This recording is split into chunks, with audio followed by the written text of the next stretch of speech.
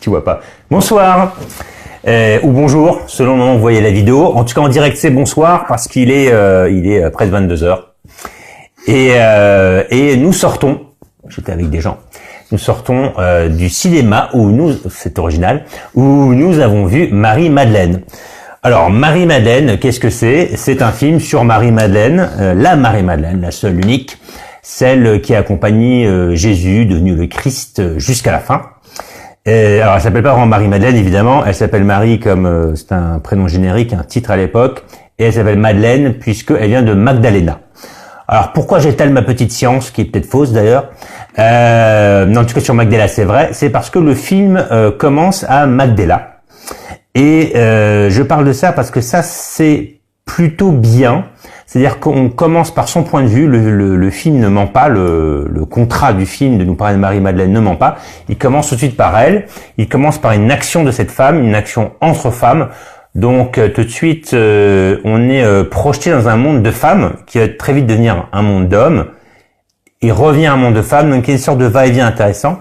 Et on voit Magdala, qui est donc ce village dont on a peu entendu parler, et on voit le quotidien des gens. Donc il y a un côté documentaire, tout de suite un parti pris assez raide, qui sera difficile pour peut-être beaucoup de gens du public. J'ai des petits effets, un petit truqueur. Et donc, bon, on peut comprendre les notes qu'a le film et les critiques qui l'ont un peu descendu. J'ai vu que par exemple sur Sens Critique, il y avait 5,6. Voilà, donc il y a un parti pris très documentaire. Et ça, c'est plutôt pas mal. Même si, sur ce côté-là, Marie-Madeleine, parfois, est un peu trop impeccable, puisque c'est le personnage principal et qu'elle brille de toute sa splendeur, etc. Mais c'est vrai que c'est un sujet difficile et notre ami, le réalisateur Garth Davis, a vraiment tenté un pari. Moi, parce que je m'intéresse beaucoup à ce genre de sujet, je loue ce genre de tentative, mais c'est le genre de tentative qui est assez difficile. Alors, moi j'ai beaucoup aimé puisque je pense que c'est pas mal de faire ce genre de film et de réhabiliter un peu les choses, ou au moins d'inspirer les gens avec cette histoire, parce que c'est une histoire très importante. Elle n'est pas importante parce qu'elle traverse les âges, mais d'une part, on peut se demander pourquoi. Et c'est assez important puisque dans Jésus ou dans d'autres, mais là on va parler de Jésus, et dans Marie-Madeleine du coup, il y a peut-être la clé pour savoir s'accepter et atteindre une sorte de bonheur ici et maintenant, ce qui est apparemment le véritable message de Jésus et celui de Marie-Madeleine. Là où le film tente encore plus des choses, c'est qu'il reprend des textes apocryphes, c'est-à-dire des textes non canons, des textes qui ont été écartés il y a 1700 ans, au moment où Rome est devenu chrétien. Ça, pour quelqu'un qui s'y intéresse, c'est super, mais pour les autres, bon, voilà. Donc, je suis un peu partagé, c'est-à-dire que moi j'apprécie, mais j'entends bien que si on ne s'intéresse pas à ça, ça peut moins toucher. En revanche, si ça touche, c'est encore plus beau, parce qu'il n'y a pas besoin de s'y intéresser pour le ressentir. Donc le film reprend en partie l'évangile de Marie, qui a écrit, donc Marie-Madeleine, qui a écrit un évangile qui a été retrouvé il y a un peu moins de 100 ans, enfin il y a en 1946 ou 50, je ne sais plus. C'est une scène qu'elle raconte sa vie, où elle rassure les apôtres après la mort, puis la résurrection de Jésus. Ça, c'est dans le film, voilà, spoiler, mais tant pis, de toute façon, ça a été écrit il y a 2000 ans, donc bon, voilà. Et ça, c'est très important, à mon sens, de même d'un film, pour qu'on se rapproche d'une compréhension de ce qu'il y a dans la Bible et dans Jésus, que ce soit pour tout le monde, croyant, non croyant, pour arrêter cette espèce de guéguerre, est-ce qu'il a existé, est-ce qu'il n'a pas existé, c'est le Messie, c'est pas le Messie, ça n'a pas vraiment d'importance. L'important, c'est la profondeur du message et ce que ça peut apporter aux gens en soi. Autre chose que le film étudie, qui est aussi un peu du côté souvent relégué au côté mystique, péjorativement, au côté ésotérique, qui en fait est sûrement la véritable parole du Christ, etc., des apôtres, enfin de certains, c'est qu'on peut se demander pourquoi on parle toujours de ce mec 2000 ans après. Finalement, qu'est-ce qu'il a fait? Certaines personnes disent rien. Alors, en étudiant les choses de plus près, de manière un peu apocryphe, ésotérique, etc., enfin religieuse finalement, et on peut remarquer que le Christ est arrivé sur Terre pour libérer l'âme collective. de l'humanité. Pas juste une personne. Voilà. Alors, qu'est-ce que ça fait, ça? Petit effet spécial, petit miracle, hein, c'est dans le ton. Eh bien, qu'est-ce que ça fait, cela? C'est-à-dire que nous sommes rendus responsables de nos actes. À cette époque-là, selon les ésotéristes, selon certaines personnes spirituelles, disons ça, eh bien, on pouvait être responsable de toute l'humanité. Donc, on mourrait comme un con parce que l'humanité avait trop de péchés. Et ça, ce thème est abordé dans le film de manière assez subtile, mais j'ose croire que Garth Davis l'a fait de manière consciente, puisque dans les discours que fait Jésus, interprété par Joaquin Phoenix, qui peut décidément tout jouer, qui est fantastique, au contraire de Rooney Mara, qui joue Marie-Madeleine, qui est pas du tout fantastique. Bon, ça c'est pas si grave que ça. Eh bien, on comprend que Jésus sauve, en fait, quelque part lui-même, et sauve l'humanité de manière collective.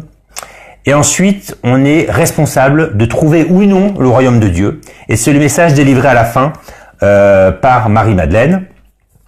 Enfin, il y a une métaphore avec l'eau qui est le bienvenu, puisque l'eau, comme on le voit dans le film, et ça c'est plus simple, l'eau baptise, l'eau purifie. Et d'ailleurs, dans les paroles de Jésus, après l'eau, il y a le feu. Donc là, encore quelque chose d'assez ésotérique, d'assez profond dans la parole de Jésus. Donc, dans la restitution, je pense, de l'enseignement de Jésus, c'est un des meilleurs films jamais réalisés. Par contre, en termes de réalisation, c'est assez beau. C'est filmé dans les lieux, je pense, c'est assez risqué. Il y avait un film qu'il avait fait, mais qui est un film absolument ridicule, qui s'appelle Histoire de Judas, qui est un film où j'ai rigolé du début à la fin, qui avait tenté ce même pari, mais avec beaucoup moins de moyens et beaucoup moins d'acteurs de talent, etc. Donc c'était nul. Là, en revanche, c'est très beau. Malheureusement, la structure scénaristique est très linéaire. Et là, il y a un gros problème de rythme, comme souvent. Hein. Ça, c'est ma petite marotte, mais c'est vrai que c'est très important le rythme cinéma. Et on passe en fait toujours d'une séquence à une autre. C'est toujours construit de la même manière. On nous écrit à l'écran le nom du village. Jésus arrive, il marche un peu. Bon, il se passe un truc. Il n'y a pas de musique. D'un coup, il y a une musique. Il y a un truc important, un peu spirituel et tout, qui m'a pas provoqué de l'émotion. Mais je reste conscient de la forme. La musique s'arrête, plus de musique. On nous note le nom du lieu et on est reparti pour un tour. Et il y a comme ça 4-5 boucles jusqu'à Jérusalem. Bon, soit. Alors bon, évidemment, on connaît déjà l'histoire pour ceux qui connaissent un peu la Bible ou si vous avez vu d'autres films qui traitent de Jésus. Et ça pose un peu un problème. Dernier problème, qui est hors dehors du film, même si le film est quand même bon dans son ensemble, le problème s'appelle Mel Gibson. Alors, vous allez me dire, il n'est pas dans le film. Je sais bien. Mais Mel Gibson a réalisé La Passion du Christ. Alors, film décrié, adoré, bon, peu importe.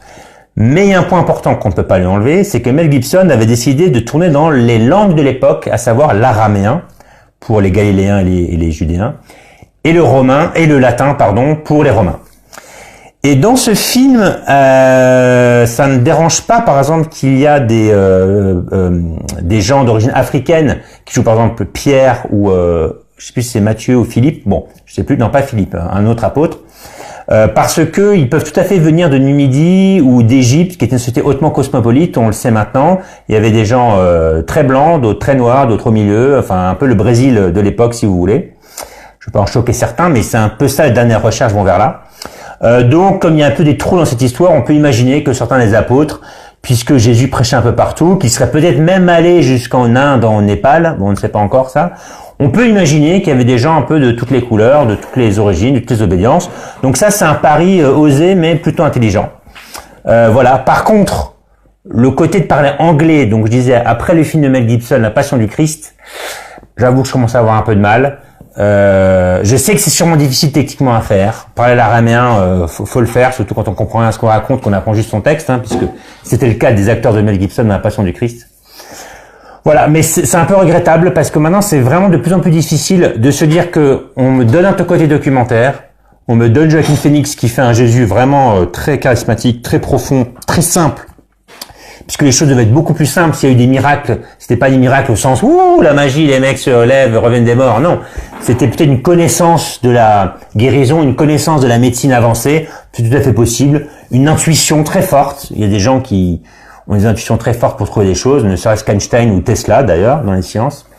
Voilà, donc tout ça n'est pas très dérangeant. Par contre, le côté de les chants en hébreu et tout de suite on parle anglais derrière et tout le monde parle anglais et surtout que ceux qui sont noirs ont un accent africain comme ça. J'avoue que là, bon, je sais pas trop quoi en penser. Je suis moyennement preneur. Donc il y a quand même beaucoup d'écueils, beaucoup de défauts. Mais dans l'ensemble, c'est une œuvre, je vais pas le dire souvent, courageuse. Et dernière chose, on me fait signe, en régie, c'est vrai qu'à un moment, il y a une question d'image de synthèse. Et bon, c'est pas super heureux pour faire un petit enfant. Bon, je comprends qu'on a voulu que le message soit fort parce qu'on se retrouve. Alors dans cette scène, par exemple, avec cet enfant famélique, on se retrouve dans les gens qui vont mourir. Et Marie-Madeleine fait œuvre de miséricorde. Merci. J'ai beaucoup d'assistants là qui sont voilà. Merci à eux deux.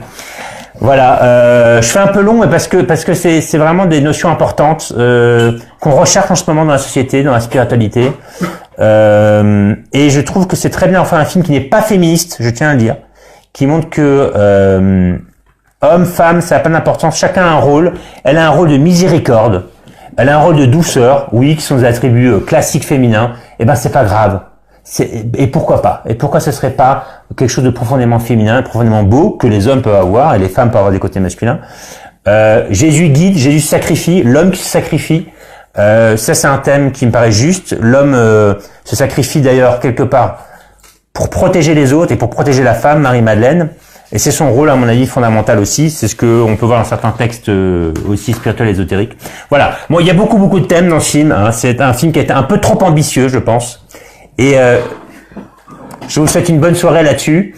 J'espère qu'on aura l'occasion d'en reparler avec un autre film. C'est des sujets quand même, moi, qui me tiennent à cœur. Voilà. Donc, mais je pense, pour finir, que Monsieur Garzavis a fait un film un peu trop tôt et qui manque un peu de vitamine sur la réalisation. Le fond est bon. Il y a 2-3 choses à redire, oui, notamment, j'aurais préféré qu'on ne voit pas Judas pendu. Ça aurait été un plus poétique, mais bon, on peut pas tout avoir. C'est déjà très bien. C'est le meilleur film autour de Jésus avec La Passion du Christ de Mel Gibson. Et je vous laisse. Et bonne soirée, et comme on dirait, Dieu vous bénisse.